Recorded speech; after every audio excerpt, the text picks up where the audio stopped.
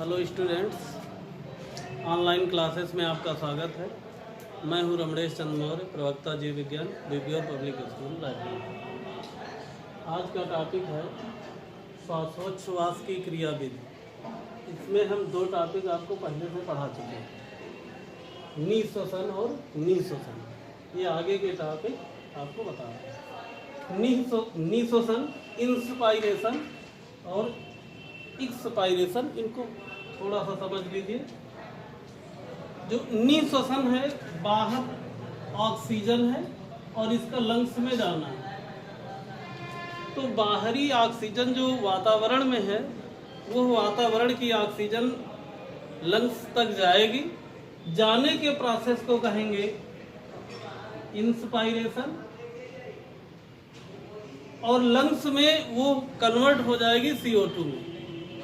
CO2 से निकलकर फिर वो जाएगी बाहर, वातावरण में जाएगी CO2 यहाँ। तो इसको कहेंगे एक्सपायरेशन। तो एक लाइन में क्या बताओगे? बाहरी वातावरण से ऑक्सीजन का फेफड़ों तक जाना निःश्वसन कहलाता है, और फेफड़ों में बनी हुई कार्बन डाइऑक्साइड का बाहर वायुमंडल में जाना निःश्वसन कहलाता है। अब इसके बाद गैसियस एक्सचेंज, जो लंग्स में यहाँ पहुंची है, और लंग्स जो स्ट्रक्चर है,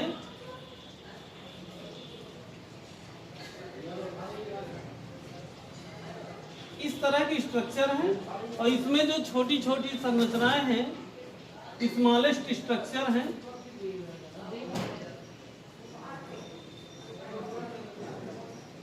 स्पंज लाइक स्ट्रक्चर ये बने होते हैं, इसी से जुड़े हुए। ये लंग्स स्पॉन्जी स्ट्रक्चर होते हैं। तो स्पॉन्जी स्ट्रक्चर इनको कहते हैं वायुकूपिकाएं, एल्वियोलाई। इनके अंदर ये जो ऑक्सीजन आई है, इनके अंदर जाते हैं।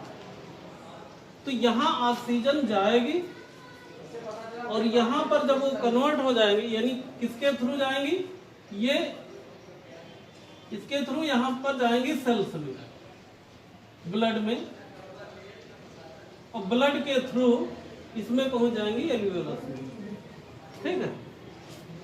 तो गैसों का आदान प्रदान इस तरह से, यानी O2 CO2 में और CO2 बाहर निकाल दी जाती है। ऑक्सीजन बदल गई CO2 में, लंग्स में जाने के बाद जब वहाँ यूज होती है किसी भी ऑर्गन, यानी लंग्स में पहुंची, लंग्स से किसी भी ऑर्गन तक पहुंचती है, किसी भी ऑर्गन में पहुंचती है, और ऑर्गन में इसका यूज होता है। यूज होने के बाद जो फंक्शन था उसका वो फंक्शन कंप्लीट हो जाएगा। तो ये ऑक्सीजन ही कन्वर्ट हो जाएगी किसमें? CO2 कन्वर्ट हो जाएगी, और फिर ये इसको वापस लंग्स में, फेफड़े में वापस ले आया जाता है। तो इसको कहते हैं गैसियस एक्सचेंज, गैसों का आदान। अब ये पढ़ना है कि ये जो ऑक्सीजन कहाँ, पहले बाहर से पहुंची, कहाँ? लंग्स में पहुंची।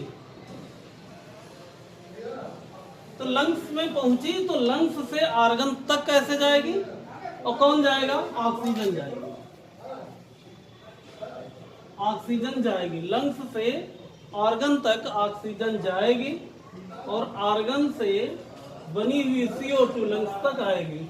तो यानी ऑक्सीजन का परिवहन और कार्बन डाइऑक्साइड का परिवहन, CO2 का परिवहन। तो ये जब यहाँ पर ऑक्सीजन पहुँचती है और यहाँ से CO2 लाई जाती है, तो ये दोनों प्रोसेस होते हैं डिफ्यूजन के थ्रू। डिफ्यूजन, विसरण। डिफ्यूजन क्या है? विसरण वह प्रक्रिया है जिसके द्वारा अणु अधिक सांद्रता से कम सांद्रता की ओर जाते हैं। यानी जिधर कंसंट्रेशन ज्यादा है मॉलिक्यूल्स का, वो अधिक कंसंट्रेशन वाले मॉलिक्यूल कम की तरफ चले आते हैं। इसका बेस्ट एग्जांपल है, जैसे धुआं फैलता है, तो धुएं में जो कार्बन के मॉलिक्यूल हैं, किसी जगह पर छूटे और धीरे धीरे फैलते चले जाते हैं। तो इसको कहेंगे डिफ्यूजन। इसी तरह यही प्रोसेस इसमें होता है। ऑक्सीजन जब लंग्स में आ गई है, तो यही इसी प्रोसेस से ऑर्गन तक जाएगी और इसी प्रोसेस से जो यहाँ CO2 है ये यहाँ पर आएगी। ठीक है, अब हम इसमें पढ़ते हैं ये हो गया ऑक्सीजन का परिवहन पढ़ते हैं। ऑक्सीजन का परिवहन जो होगा, ऑक्सीजन यहाँ लंग्स से ऑर्गन तक जाएगी और ऑक्सीजन के साथ, यानी ऑक्सीजन का फंक्शन क्या है, क्यों जाएगी ऑक्सीजन हीमोग्लोबिन, ऑक्सीजन और प्लस हीमोग्लोबिन जो ब्लड में घुला है, इसी के कारण ब्लड का कलर रेड होता है। तो हीमोग्लोबिन दोनों ये मिल जाते हैं तो बन जाता है HbO2, ऑक्सी हीमोग्लोबिन। यानी ये जो ब्लड है, ब्लड को हम कहेंगे ऑक्सीजनेटेड ब्लड, मीन्स इसमें हीमोग्लोबिन जुड़ा हुआ है। तो ऐसा ब्लड आगे फिर ऑर्गन तक पहुंच जाएगा, ऑर्गन तक पहुंच जाएगा। जब वहां पहुंचेगा तो पहुंचने के बाद ऑर्गन में पहुंचा और वहां पर ये डिसोसिएट हो जाता है, टूट जाता है। कौन? Oxy haemoglobin. ये जब टूट जाएगा तो फिर किससे बना था? HbO2 था, अब यहाँ बन जाएगा Hb प्लस O2।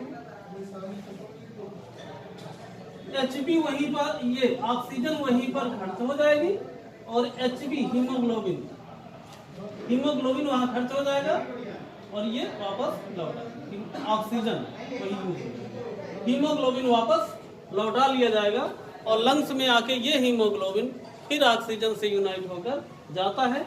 एक ये जो है 4 मॉलिक्यूल को लेकर आता है। ठीक है, फिर इसके बाद है CO2 का परिवहन। CO2 कहाँ बनी है? CO2 सेल्स के अंदर ये क्रिया हुई तो सेल्स में आगे अभी रिएक्शन आपको बताएंगे। सेल्स में क्या बन जाएगा? CO2 बन जाएगी, CO2 बन जाएगी और वह CO2 फिर वापस रिटर्न करके लंग्स में लाया जाएगा। लाने के यहाँ पर 3 मेथड हैं। एक को कहते हैं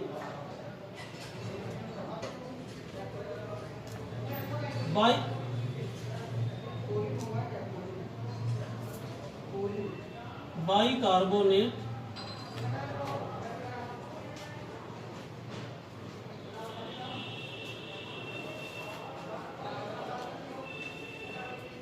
के रूप में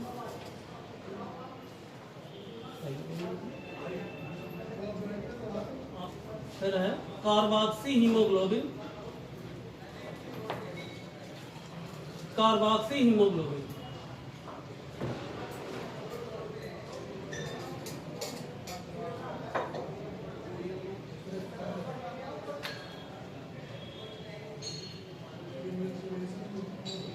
कार्बोक्सी हीमोग्लोबिन और तीसरा है कार्बोनिक अम्ल।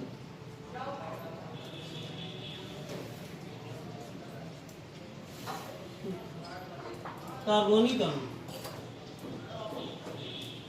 बाइकार्बोनेट के रूप में यहाँ जो लंग्स में CO2 बनी है 70% इसी के थ्रू लंग्स में लाई जाती है। कार्बोक्सी हीमोग्लोबिन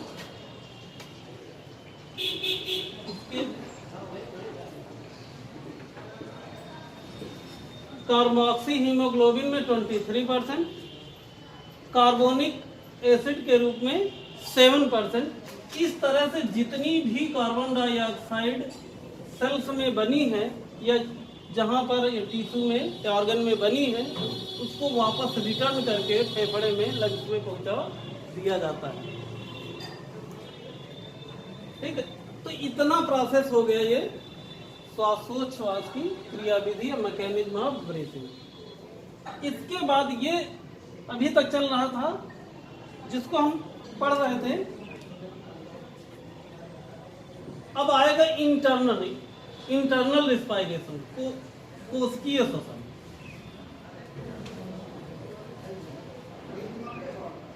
आंतरिक श्वसन।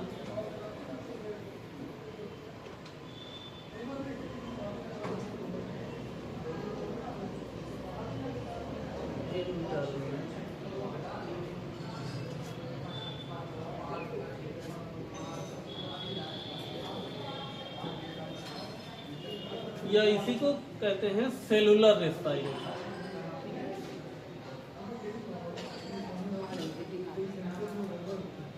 Cellular respiration.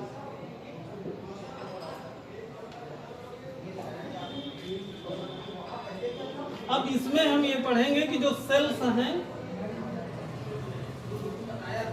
सेल्स के अंदर कैसे रेस्पायरेशन होगा और कैसे फिर एनर्जी बनेगी। इंटरनल रेस्पायरेशन में ये प्रोसेस 2 स्टेप में कंप्लीट होता है। फर्स्ट है glycolysis,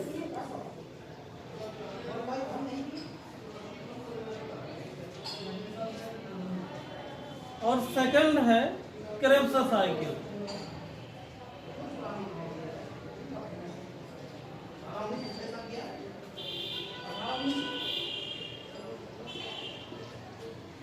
glycolysis and Krebs cycle. Glycolysis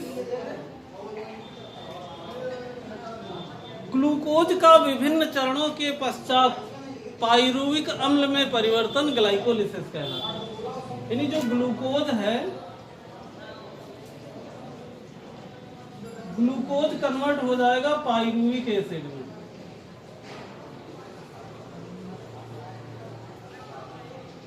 ये पूरा स्टेप डायरेक्टली हम 2 लाइन में कर दिए हैं। इसमें बहुत से बीच में स्टेप हैं, लगभग 10-11 स्टेप के बाद जो है पाइरुविक एसिड बनता है, लेकिन ये 10th स्तर तक यही है।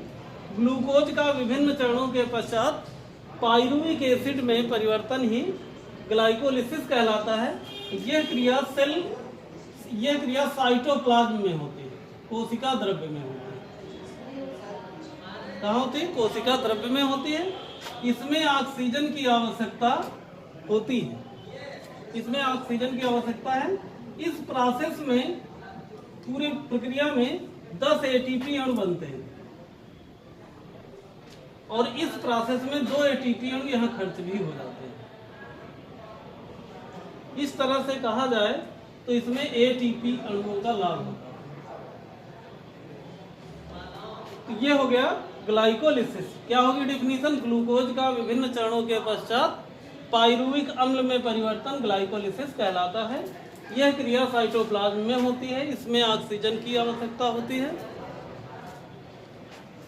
ऑक्सीजन की आवश्यकता होती है, और इसमें 2 एटीपी अणुओं का लाभ होता है। इसके बाद सेकंड है, इसके बाद इसमें आएगा पाइरुविक अम्ल जो बदलेगा। ये दूसरा है क्रेब्स साइकिल। क्रेब्स साइकिल में ये पाइरुविक अम्ल है, ये बदल जाएगा एसिटल कोएंजाइम ए में। एसिटल कोएंजाइम ए ये भी कई स्टेप में बदलते बदलते लास्ट में ऑक्सैलोस्टिक अम्ल में बदल जाता है।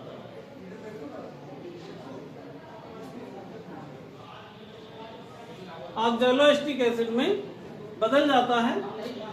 इसमें कई स्टेप आते हैं। यहाँ पहला स्टेप बनता है सिट्रिक एसिड, फिर यहाँ अल्फा कीटोग्लूटारिक एसिड, यहाँ फिर मैलिक है।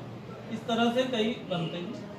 तो ये क्रेब्स साइकिल, इसकी खोज सबसे पहले किए थे हाइंस क्रेब्स ने। हाइंस क्रेब्स ने 1930 में किया था। 1930 में इसको खोजा था क्रेब्स ने, इसीलिए इसका नाम क्रेब्स साइकिल भी है।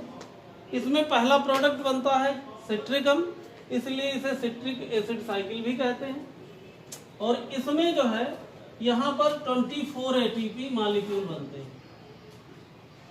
तो 24 एटीपी मॉलिक्यूल ये बने, और इसके बीच में यहाँ पर 6 मॉलिक्यूल यहाँ बनते हैं। तो अगर हम एटीपी की उत्पत्ति देखें कि टोटल कितने एटीपी बने, तो टोटल कितने बनेंगे? यहाँ पर बने थे 10 बने थे, यहाँ पर 6 बने हैं यहाँ, और 24 बने हैं यहाँ। तो इस तरह से 40 एटीपी मॉलिक्यूल बनेंगे। 40 में 2 एटीपी मॉलिक्यूल खर्च हो जाएंगे। इस तरह से 38 एटीपी मॉलिक्यूल बनते हैं टोटल। अगर हम कहें कि कितने मॉलिक्यूल बने, तो 38 मॉलिक्यूल बनते हैं। एक ग्लूकोज, यहाँ पर ग्लूकोज 1 मॉलिक्यूल था, 1 से इतने बनकर तैयार हुए। ये है, यहाँ पर रिस्पायरेशन में 2 तरह का रिस्पायरेशन होता है, तो कहते हैं एरोबिक एनएरोबिक, अनऑक्सीशोषण और ऑक्सीशोषण। तो जिसमें ऑक्सीजन की प्रेजेंस होती है उसमें 38 एटीपी मॉलिक्यूल बनते हैं, और जिसमें ऑक्सीजन नहीं है, विदाउट ऑक्सीजन के ग्लूकोज को जो है ब्रेक डाउन किया जाता है, उसमें केवल 2 एटीपी मॉलिक्यूल बनते हैं। तो ये इतना ये टॉपिक कंप्लीट हुआ इंटरनल रेस्पायरेशन। अब इसके बाद श्वसन चक्र, इसी में है थोड़ा सा टॉपिक।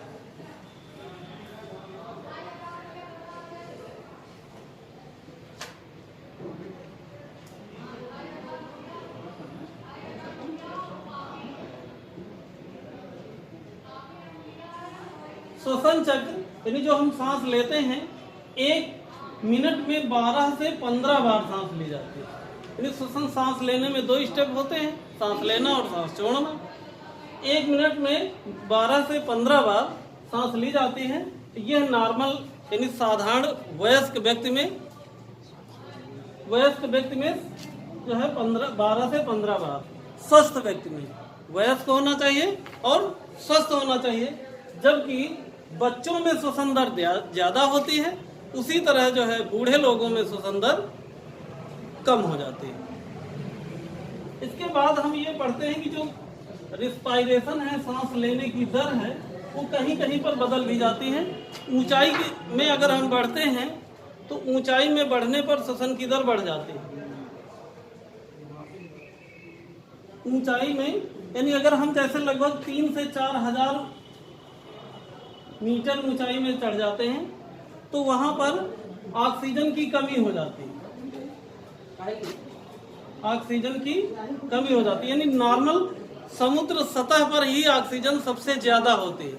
अगर हम जैसे जैसे ऊंचाई की ओर चढ़ जाएंगे, पहाड़ों में चढ़ेंगे, तो पहाड़ों में चढ़ने के बाद हमें थकावट महसूस होगी, ठीक, ऑक्सीजन की कमी महसूस होगी। तो पहला इसमें स्टेप क्या होता है कि अगर हम 3-4 हजार मीटर ऊंचाई पर चढ़ जाते हैं तो अब वहां पर ऑक्सीजन की कमी हो जाती है, थकावट महसूस होती है और चक्कर भी आ सकता है और मिचली होती है। थकावट होगी, मिचली होगी, चक्कर आएगा। अगर इससे और ऊपर बढ़ते हैं यानी 4-5 हजार के ऊपर जब जाते हैं,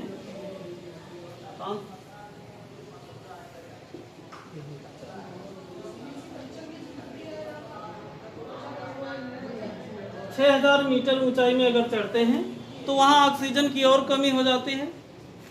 इतनी ऑक्सीजन की कम हो जाती है कि जो ब्लड है, ब्लड का पीएच बढ़ जाता है, और जब पीएच बढ़ जाता है तो श्वसन दर भी बढ़ जाती है, यानी सांस लेने की दर और ज्यादा हो जाती है, श्वसन दर बढ़ जाती है।